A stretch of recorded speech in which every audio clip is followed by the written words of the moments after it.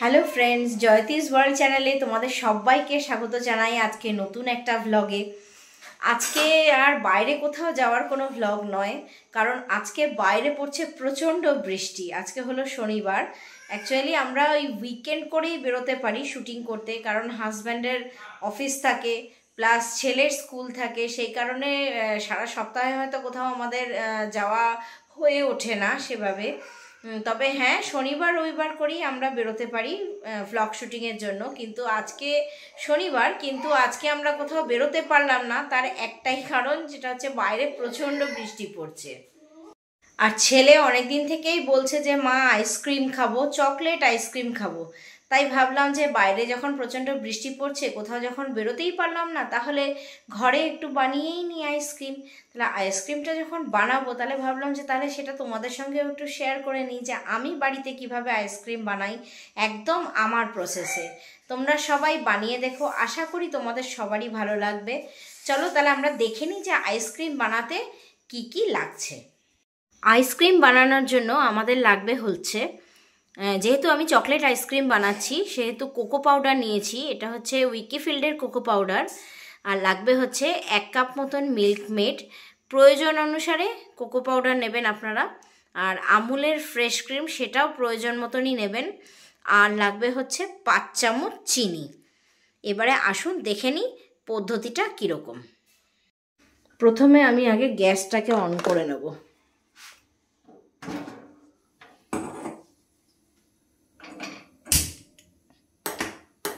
এবার কড়াটা আমি বসিয়ে দেবো। চিমনিটা অন করে নেব, চিমনিটা অন করা হয়নি।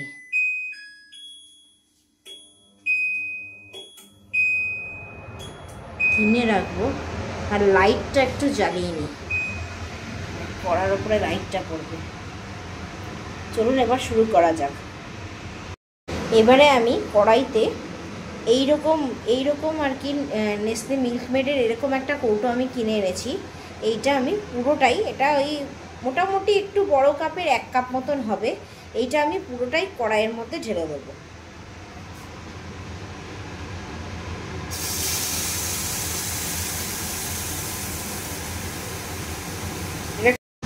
এবারে এর মধ্যে দিয়ে দিলাম এইরকম চামচের 1 চামচ কোকো পাউডার।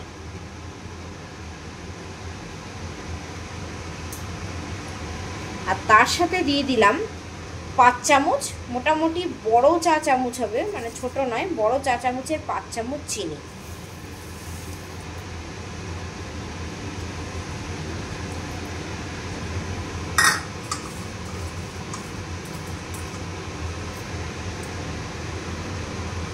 এবারে এটাকে ভালোভাবে জাল দিতে হবে।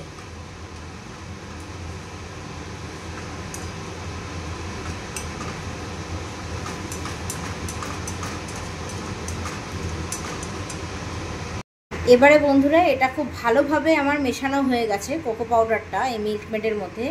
এবারে আমি প্রয়োজন মতন একটু আমুলের ফ্রেশ ক্রিম এর মধ্যে দিয়ে দেবো।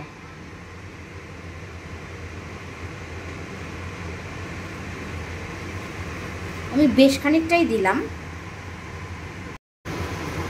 এবারে এই ফ্রেশ ক্রিমটা এর মধ্যে ভালোভাবে মিশিয়ে নেব, নিয়ে এবারে গ্যাসটাকে আমি অফ করে দেব।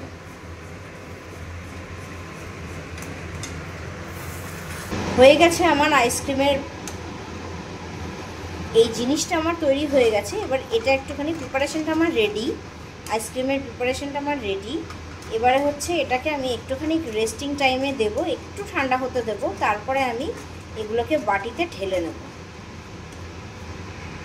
এবারে আমি এই আইসক্রিমের ওপর দিয়ে একটুখানি কাজু আর কিশমিশ একটু ছড়িয়ে দেবো। আমি কাজু আর কিশমিশগুলোকে এরকমভাবে কুচি কুচি করে কেটে নিয়েছি।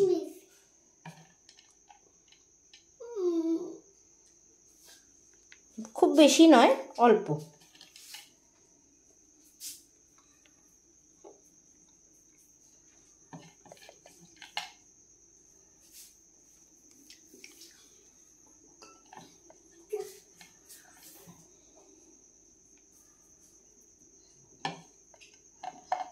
একটু কিশমিশ ছড়িয়ে দেবো।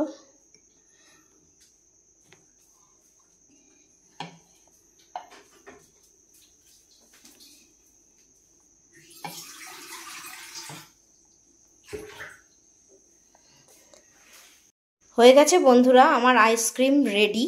এরপরে এটাকে আমি ডিপ ফ্রিজে রেখে দেব, তারপর ঠান্ডা হয়ে গেলে এটাকে খেতে হবে।